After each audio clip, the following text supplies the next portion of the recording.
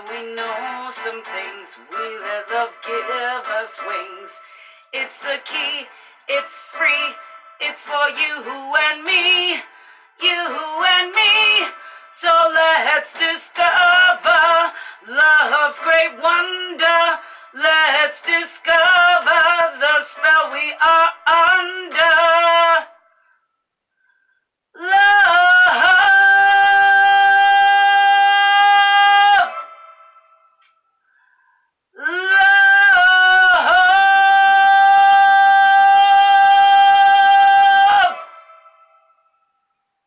With Mililli. Love. Hello. I apologize for a little scratchy voice.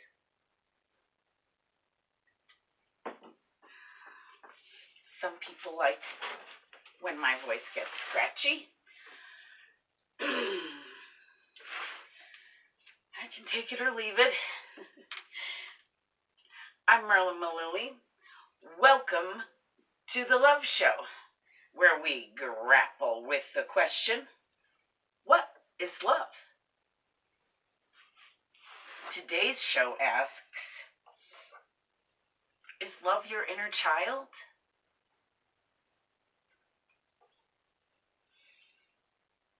Is your inner child love? Is your inner child made of love? Let's find out.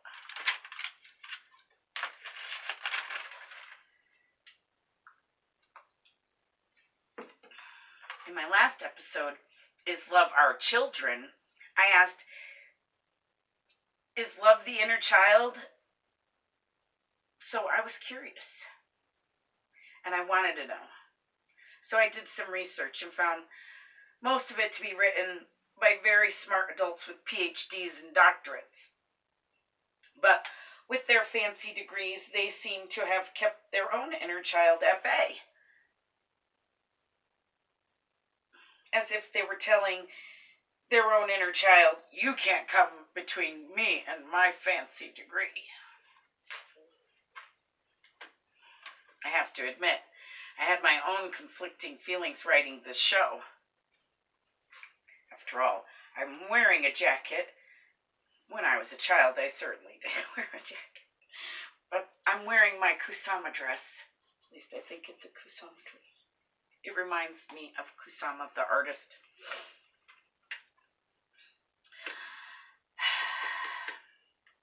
But my conflicts seem to be the opposite of the folks with the PhDs and the doctorates. I just got a drum kit. It's sitting right over there. And a reel-to-reel. Also sitting right over there. For the studio. And this is my music studio, my art studio, my television studio. This is my studio. It's where I create. And I'm ready to make a new album. And so I really wanted to play today. And my inner child wanted to play today. And I so wanted to play the drums and play with the reel-to-reel. But I had run out of days to write the show, and I had to write this before I could go play. So I had to discipline my inner child and say no, and I'm still doing it. Odd place to be. Painting is very much the same for me. It's playtime! And I paint in here too. This is my play place, but I guess this is kind of playing. I'm a deadhead, and they say I love the Grateful Dead. That's why I'm a deadhead. And they say that all deadheads are perpetually 17. I really can't feel that. But as I said in our last show, I was homeless at 17. So I had to really grow up at 17, and a lot quicker than most of the other 17-year-olds around me. The inner child, though, is apparently much younger than 17.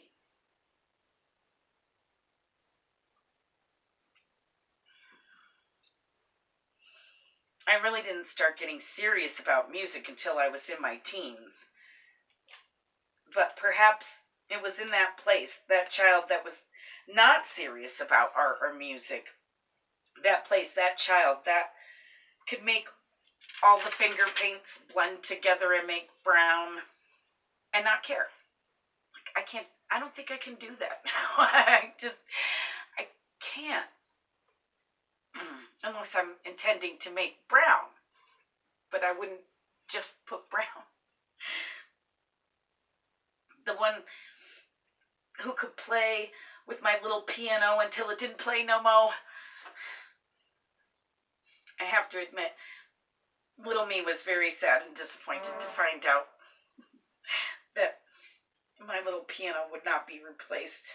And no, I most assuredly could not play drums instead. My parents did not want me playing drums. Apparently, I was rather noisy with the piano, and I broke it.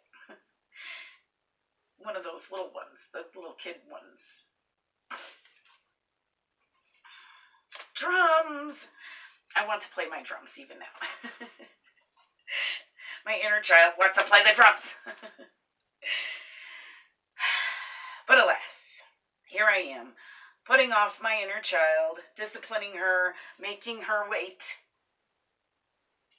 Yes, I think it is in that place where I am not afraid to be creative or expressive or childlike that I find my inner child. I was downright fearless as a child, and I think I was probably a bit scary to adults. Was I normal? Hell no.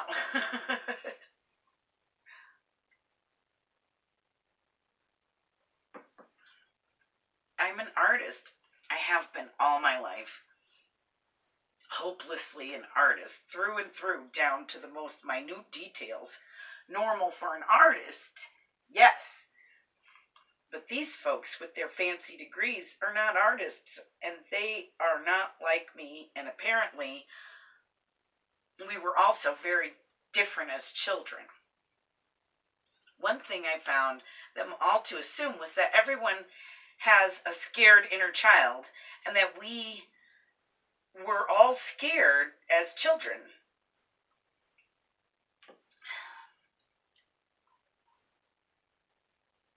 But I wasn't. And I really don't care to cater to fear as an adult either. But adult me has seen horrible things in this world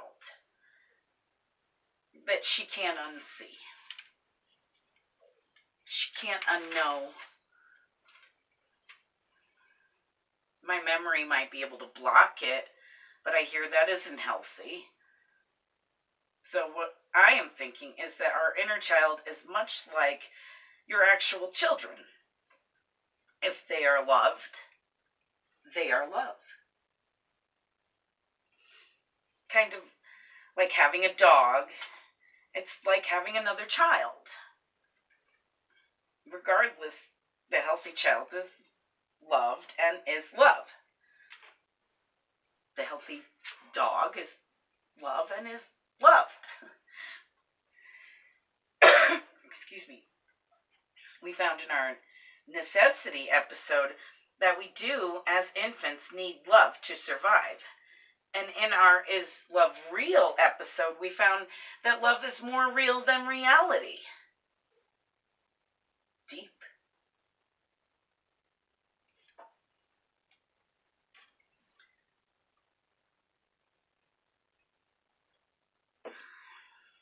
So we know that love is real, and we also know from two different love shows. Is love hormonal and is love eros? That love is not sex. So if all children, even inner children, need love, and we found in our last episode that our children, that is all of the children of the world, are love, I would have to conclude that yes, the inner child, if healthy, is love. Just like our children. And is healthy when loved. And an opportunity to love. We need to love our children. And we need to love our inner children.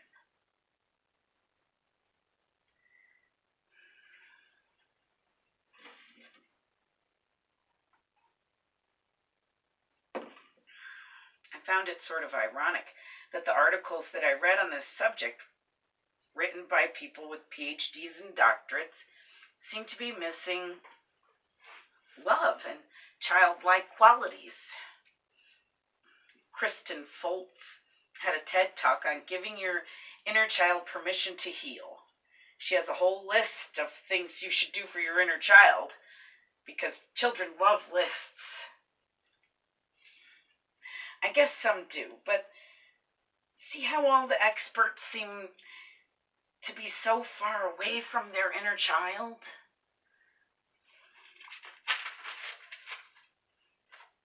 Anyway, on this list was say thank you to your inner child. It made me cry.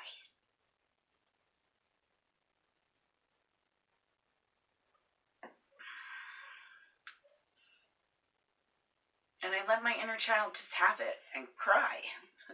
And I realized that where I hadn't thanked myself as an adult, I really had been thankless to my inner child. It didn't even occur to me I should thank my inner child. So I learned something from this episode that I think was very important. So I did say thank you to my inner child. You should try it. Try it with me now. Say thank you to your inner child. Because they keep you grounded and real. And they're still there all the time. Let's all just take a moment to say thank you to our inner child. Thank you, little me. And Kristen Foltz. And she also recommends saying, I love you to your inner child. Let's take a moment to do that too. I love you, little me. Love your little you. Stephen A. Diamond, PhD at Psychology Today, says, to begin with, the inner child is real. Not literally, nor physically, but figuratively, metaphorically real. It's like complexes in general, a psychological or phenomenological reality, an extraordinarily powerful one at that.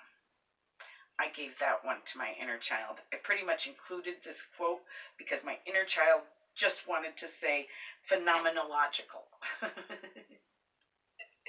She thought it would be fun, and she was right. But not all kids like big words. I did, though. I was a weird kid. At about 4 or 5, I was running around telling people that I was going to be a pediatrician. And adults would ask me, laughing at me, what is a pediatrician? Like they didn't know, and neither did I. And I would say, a children's doctor. They would usually be rather impressed, and I liked that. I became a mom and an artist. Close. So I'm not a pediatrician. I'm not a doctor. I hold no doctorate or PhD. But I have learned some things about love in 3 seasons of making the Love Show. And 20 years of being a mom has given me a great deal of experience. I have life experience, and a lot of it from being home free early in life. I know some things, and I know you and I know some things, that the inner child is real. We know that love is real. We know that all children are love. And Stephen A. Diamond, PhD, from Psychology Today, goes on to say that true adulthood hinges on acknowledging, accepting, and taking responsibility for loving and parenting one's own inner child. He brought love into the picture. But notice the terminology. Responsibility, couldn't he just say for loving one's own inner child? Why say, and taking responsibility for loving and parenting one's own inner child? It's like, I don't know. Far from childlike. Are parents love? I asked that in our last episode, another love show. I think maybe we should be asking, is love healthy? Yet another love show. Because it seems that a healthy inner child is love and loved. And a healthy child is love and loved.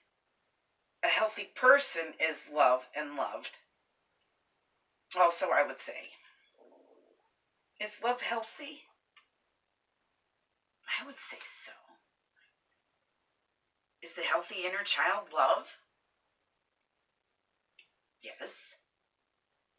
But how many of us don't have healthy inner children? How many adults don't even have a healthy relationship with their actual children? Have you hugged your inner child today? Get healthy, kids. Get out there and love your inner child. Get in there. I'm going to right now go play my drums as soon as I'm done here. You go too. Don't just love your inner child by disciplining said child. Indulge the inner child. Let them play. Love the inner child by letting the child play for a while. Pretty please, with sugar on top and a cherry and some whipped cream. I love you and your inner child. Get out there and love. And love all of the inner children. Love other people's inner child as well. It's important. They need it. Thanks for watching. Love.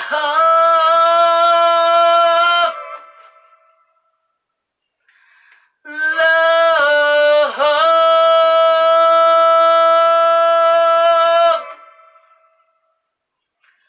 With Mililli.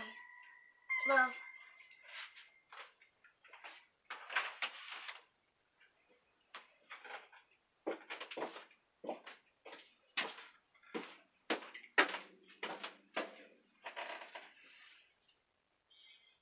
A MililliStudios production.